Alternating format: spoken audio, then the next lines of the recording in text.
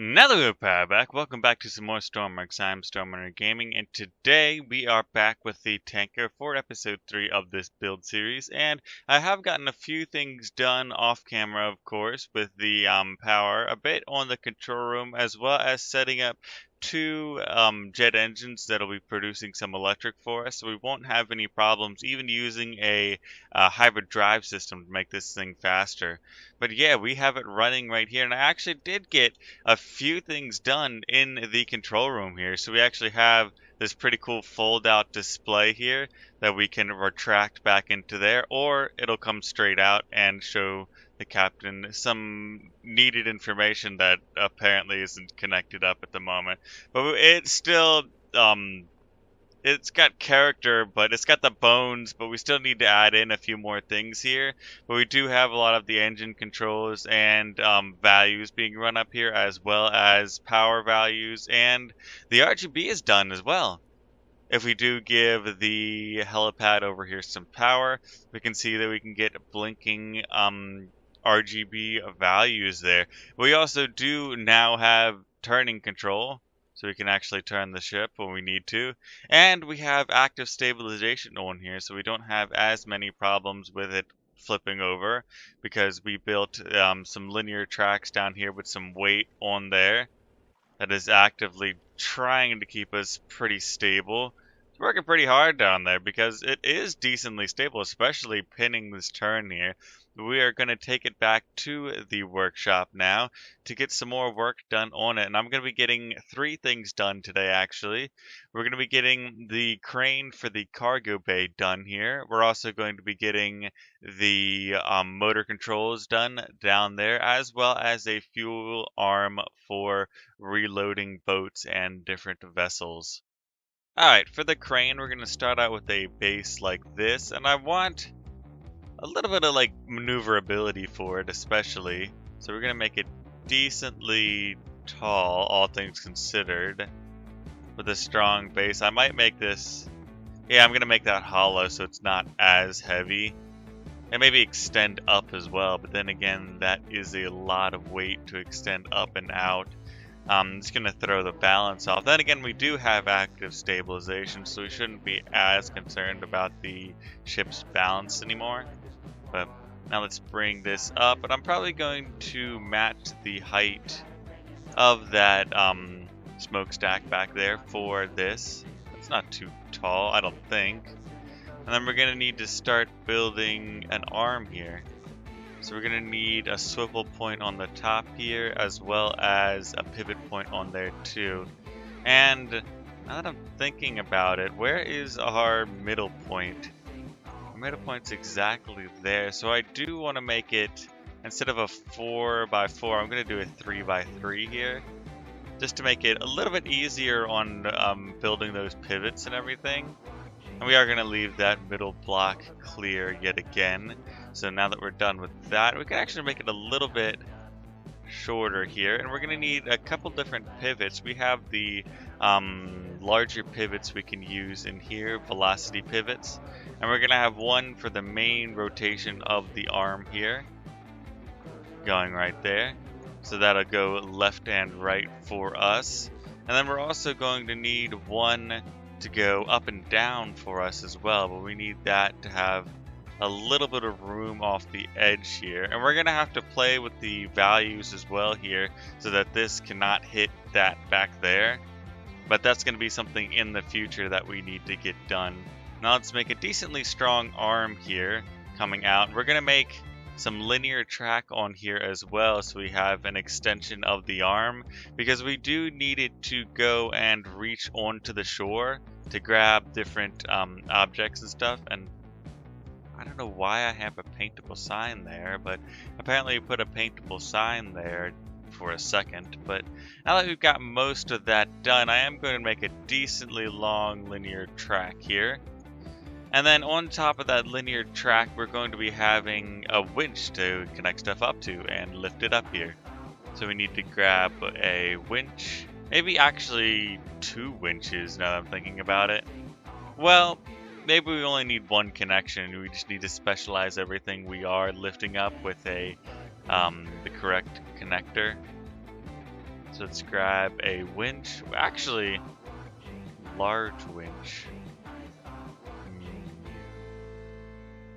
I'm going to go with the regular winch for now because the large winch may be a little bit too heavy for what I'm trying to do here, considering the amount of power the pivots and everything have. I don't think this is going to be too strong of a crane. It'll get the job done, don't get me wrong, but it's just not that powerful of a crane to where we need a large connector or a large winch on it. Alright, and we have the finished design for the crane back here with 2 linear lifts, 2 pivots on it, pretty strong pivots actually, and the 1 winch. So we can open up our cargo bay doors and load up any cargo that we need to. So we've got a lot of controls. Let me bump that down. That should extend that out. Yep. Extending it out pretty far, and then we can pivot it left or right to grab anything we need to. That just barely actually doesn't reach the shore.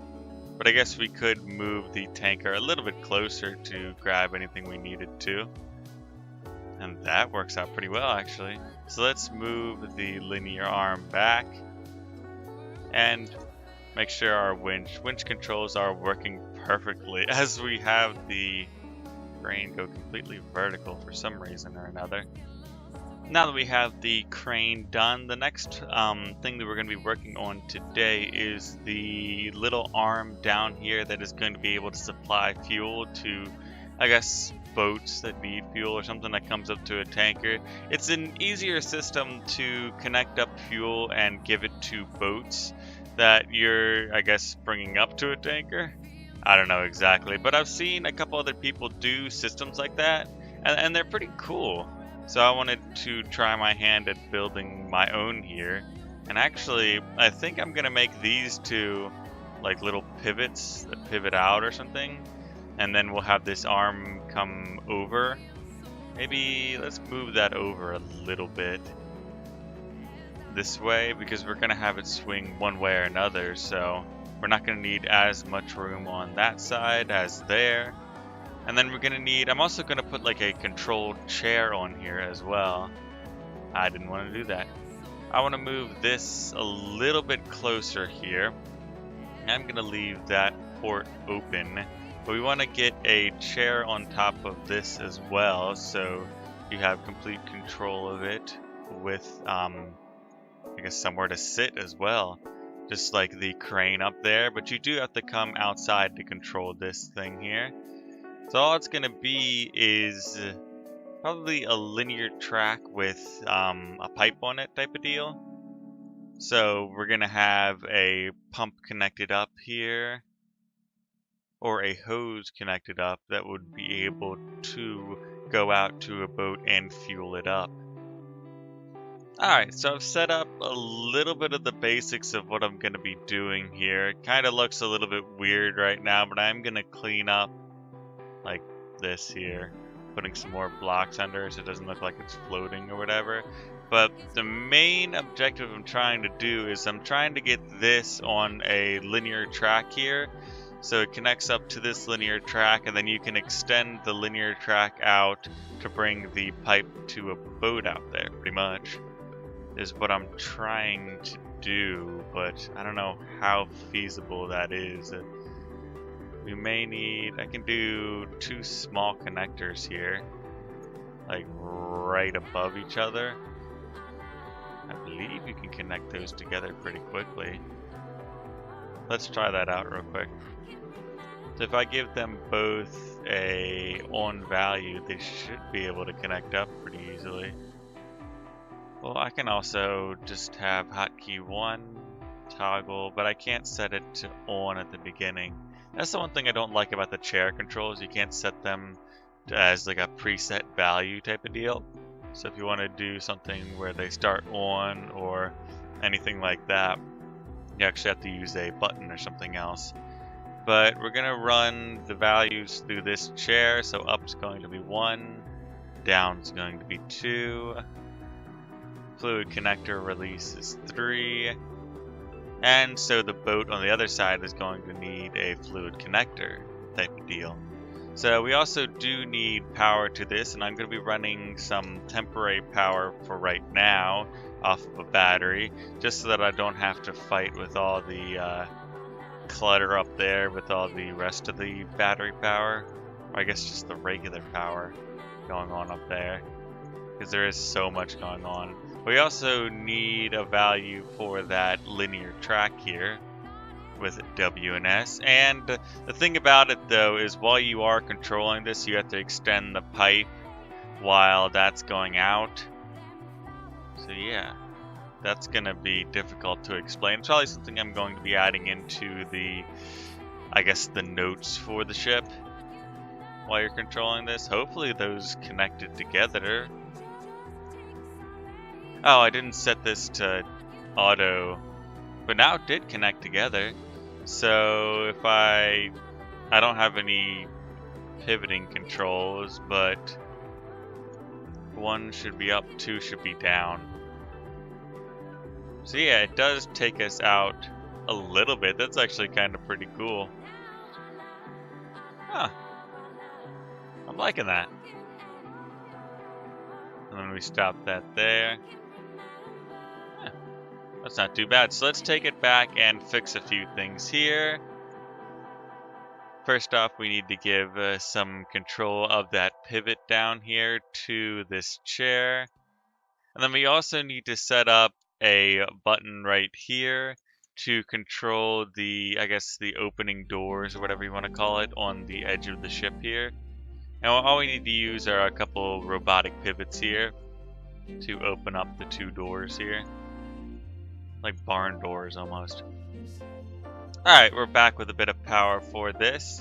And it looks like the doors are opening up perfectly. And now we have our pivot out to there. And I keep forgetting to give this an on value here, so that that connects up like that. And then we can set it to go down and out there. So we can extend that out to any boat that needs some fuel. That is going to be a little bit more difficult to get onto a boat there. Then again, I guess we could just drop the connection. Yeah.